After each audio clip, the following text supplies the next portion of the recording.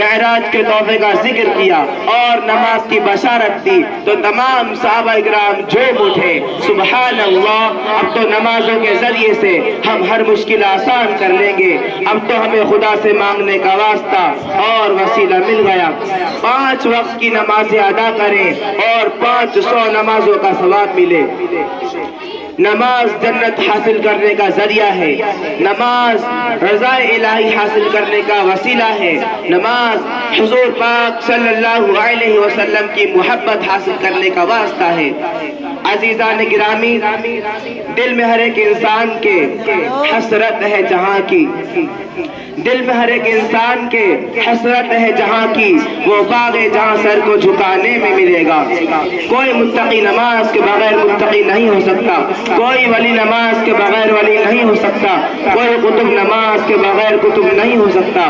حضور صلی اللہ علیہ وسلم نے بھی نماز ادا کی، صحابہ اکرام نے بھی نماز کی پابندی کی، تابعین نے بھی نماز پر مداومت کی، تبع تابعین نے بھی نماز کو اختیار کیا، اولیاء اکرام نے بھی نماز کو پکڑے رکھا۔ کوئی بتا دو، اتنا بڑا مجمع ہے، کوئی مجھے یہ بتا دو کہ کسی نبی نے نماز ترک کی ہو اور نبی بن گیا ہو، کوئی ولی بغیر نماز کے ولی ہو گیا ہو، کوئی قطب بغیر نماز کے قطب ہو گیا ہو۔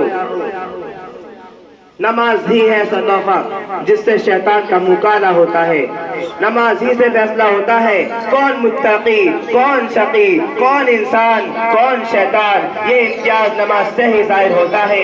قیامت کے دن سب سے قبل نماز کے بارے میں سوال ہوگا، اس دن کسی کا کوئی نہ ہوگا، انسان خود کے پسینے میں ڈوبے ہوں گے، ہر شے نفسی نفسی نفسی نفسی پکارے گی۔ اس وقت سب سے پہلے نماز کا سوال ہوگا۔ اگر نماز درست نکل آئی تو تمام اعمال قبول ہوں گے، حج بھی قبول ہوگی، روزہ بھی قبول ہوگا، زکوٰۃ بھی قبول ہوگی اور دیگر اعمال صالحہ بھی مقبول ہوں گے۔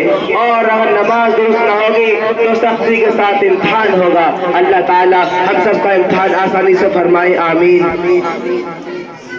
جان نثاران ماہ رسالت، آج کے دور میں بہت عالیشان مسجدیں تعمیر کی جاتی ہیں، لیکن ان میں اللہ کو یاد کرنے والے بہت کم نظر آتے ہیں، اس کو آباد کرنے والے بہت کم نظر آئیں گے۔ بعض جگہ تو عالیشان مسجدیں ویران اور قبرستان نظر آتی ہیں۔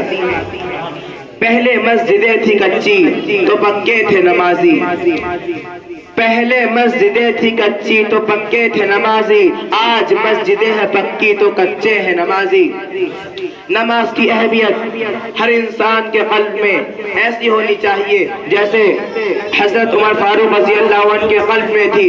حضرت عمر فاروق خلیفہ دوم امامت فرما رہے ہیں، آپ پر قاتلانہ حملہ کیا گیا، آپ زخمی ہو گئے، فوراً عمر فاروق نے عبد الرحمن بن عوف کا ہاتھ پکڑ کر امامت کے لیے آگے بڑھا دیا اور امت مسلمہ کو یہ سبق دیا کہ میرے فکر مت کرنا، میرے فکر مت کرنا، نماز کی فکر کرو، اس لیے کہ جان دی ہوئی اسی کی تھی، جان دی ہوئی اسی کی تھی، حق تو یہ ہے کہ حق ادا نہ ہوا۔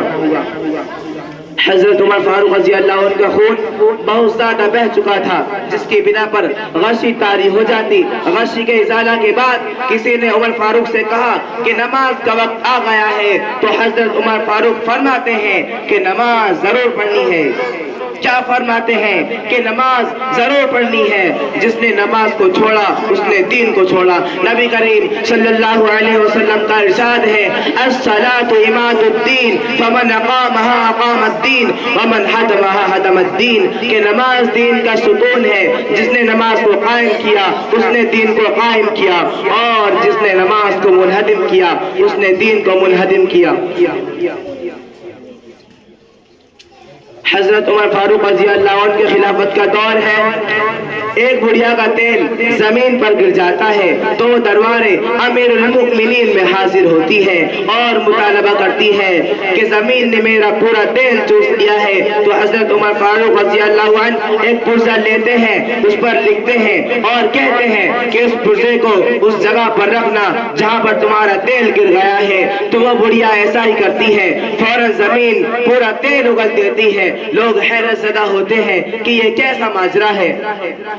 اس پرزے کو کھول کر دیکھتے ہیں تو اس میں لکھا ہوا ہوتا ہے کہ اے زمین اس بڑھیا کا تیل فوراً واپس کر دے، ورنہ میں تجھ میں ایسے شخص کو دفن کروں گا جو ترک الصلاۃ یعنی بے نمازی ہے۔ حضرات سامعین کرام، ہمیں اس عبرتناک واقعے سے نصیحت حاصل کرنی چاہیے